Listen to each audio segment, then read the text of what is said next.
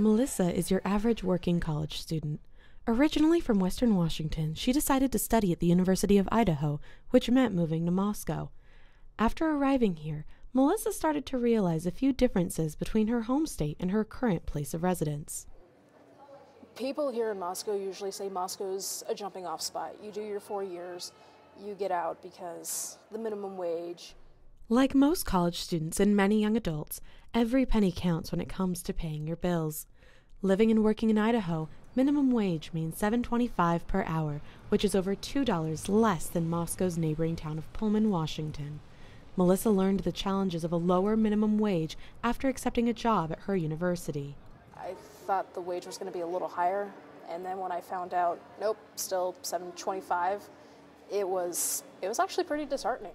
Even with college students typically struggling due to only working part-time, one must wonder what kind of wages a full-time worker makes on minimum wage. With the federal minimum wage at $7.25 and about $4 less for tipped positions, an annual salary comes out to about $15,000. The federal poverty level for a family of two sits at about $15,730.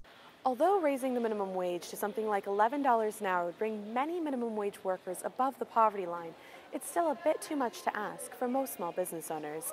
That is why the bill going in front of the Idaho State Senate proposes raising the minimum wage to $9.75 an hour over the course of the next 2 years. Idaho currently ranks quite low in per capita income, and if the bill passes, it is expected to improve Idaho's ranking, as well as keep Idaho State residents from going across the border to a higher-paying state for work. For the Murrow News, I'm Tesia Lingenfelter.